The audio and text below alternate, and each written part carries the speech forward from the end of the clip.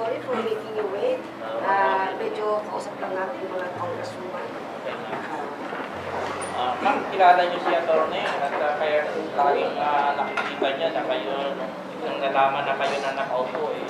Ano natin A close friend of mine. Magkasama kami nung nag-aaral kami ng law. But he's a lawyer and I'm not a lawyer now. Not now. Not now and never be. Ano ba tayo? So, Ma'am, nandito po kami at kami po ay samahan ng Alliance of Concerned Transport Association. Panahon pa po kami ng martial law. Ang una po naging presidente ng aming organisasyon, kung narinig po na nito ng araw, yung Atty. Bonifacio de Luna, yung tapo.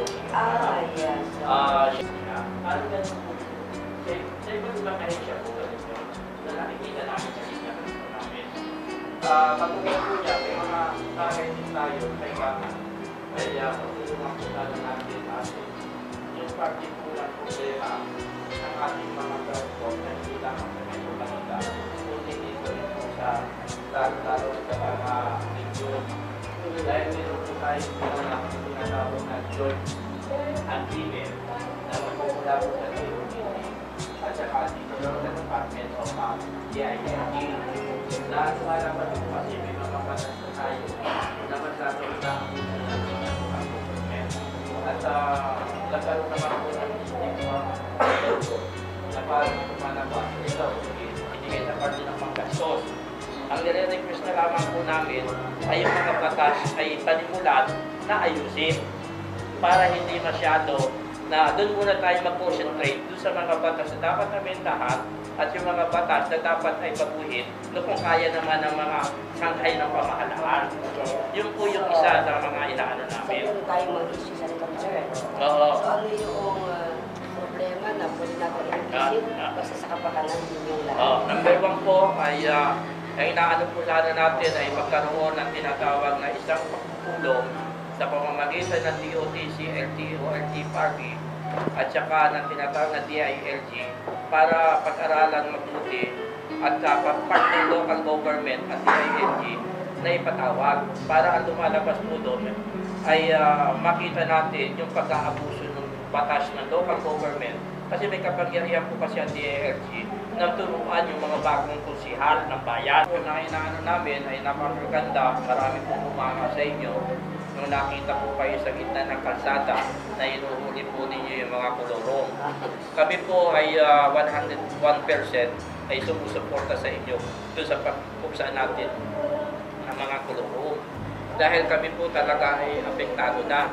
Kasi yan ay tinatawag natin na kagagawan din ng ahensya ng pamahalaan ng mga nakalipas. Tapos yung bandang huli po, yun po yung naging problema natin kaya naging traffic. Kung mawawala po yung koloro, baka po kami ay mag-isip na hindi na kami magtataas ng pamasahe.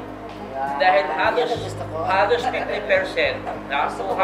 halos 60% po ay lumalabas ay nakukuha na ng mga kolorong.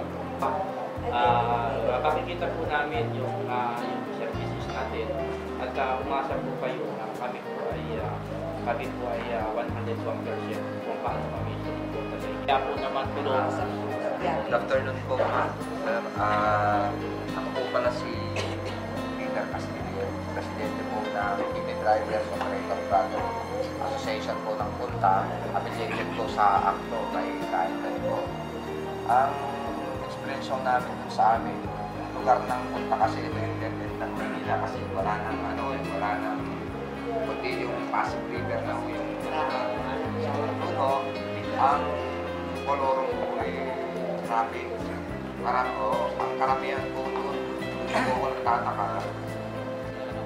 Ako nga po pala si Rubino Oclario na presidente ng Parañaque Chapter under ng ACT po.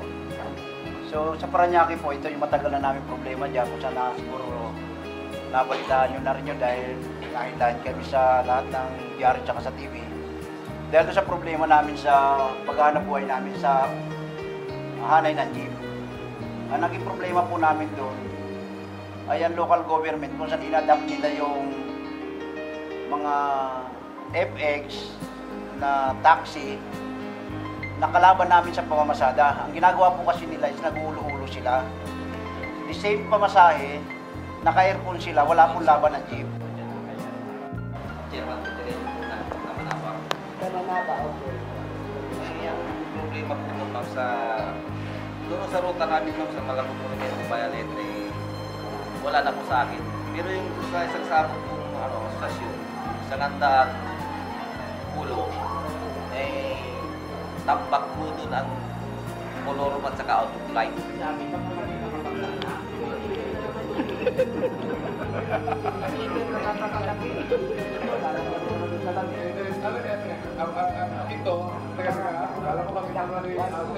Kung problema, 2 tao lang po ang nagdadala ng linya.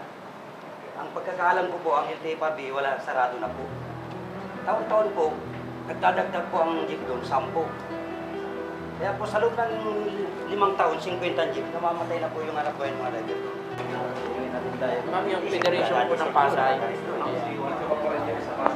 Dadagdagan ko lang yung sinasabi ni Mas Ruben na Paranaque kanina kasi ang season ng namin, Pasay po naman. Ay, bibira tayo ng pakiking lang ito mga multi-camp dito sa Moropecia. Napakadami po yan.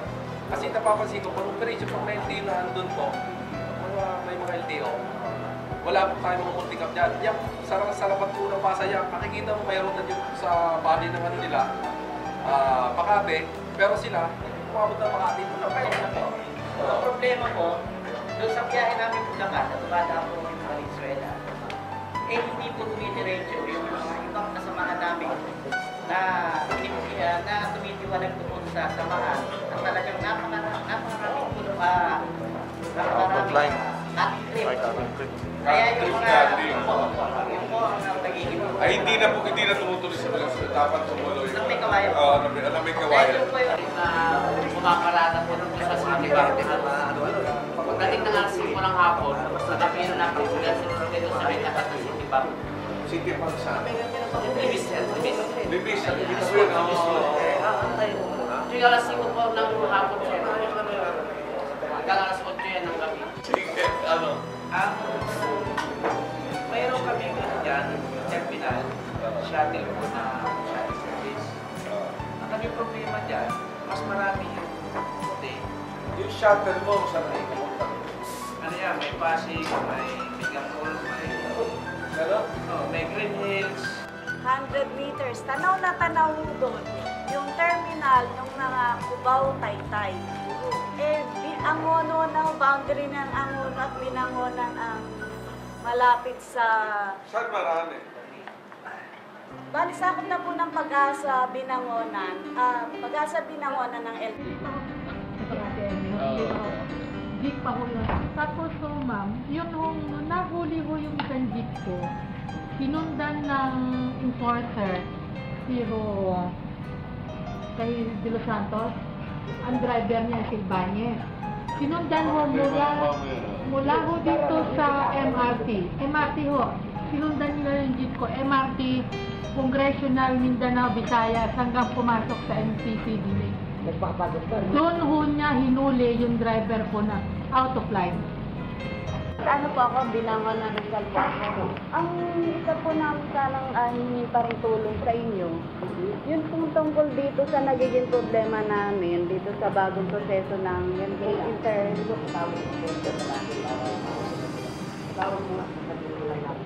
po ma'am sa tungkol dito sa interconnectivity. Ma'am, kandewa, ang aking idea doon, na nakikita ko na rin talaga, bakit babae? Samantala hindi naman pwedeng pumunta ng pagdadayat. Hindi mawawala sa idea ko yun. Number 2 pumasok sa akin, ay dapat kung may kinalaman na sa parte ng dahil lang nakikita ko dito sa ipapalit, ay sa isang balinis lamang na sanghay ng, di ba, branch ng LTO. Sa parte po naman ng aming leadership, ay sinisabi naman namin yung dito naman sa parte naman ng Ligon, na congressman, ang sinasabi ko naman, kahit paano yan, laging kasama yan ang transit law. Number 2, ay naging convention siya ng LTFRB. Ibig sabihin ay kung siya yung ilalagay, ay nakikita namin na kaligid ng transport sector ay magiging mabilis yung communication at yung pagbukas ng pintuan. Kaya magkakabarkada lang. Yun naman yung pumasok sa idea ko. Kaya, swerte nga si Tigo na, ganun ako yung nagsalita, full face. Yun lang tayo, nababasa ko yun eh. Ibig sabihin, Wala akong takbo. Oo, Sabi ko, okay. Di ba ka naman? Pamilya ko, how I will work with you. Oo. Kaya ma'am, nung nakita ko naman na ganyan yung pag-entertain mo sa amin at bukas ang pintuan, yun nga yung sinasabi ko na yung principio at saka yung aming idea lamang na pumasok. Kaya nga inaamin ko na mukhang nagkamali ata si Daya sa Nila. Kasi nga, sinasabi ko na gano'n o hindi.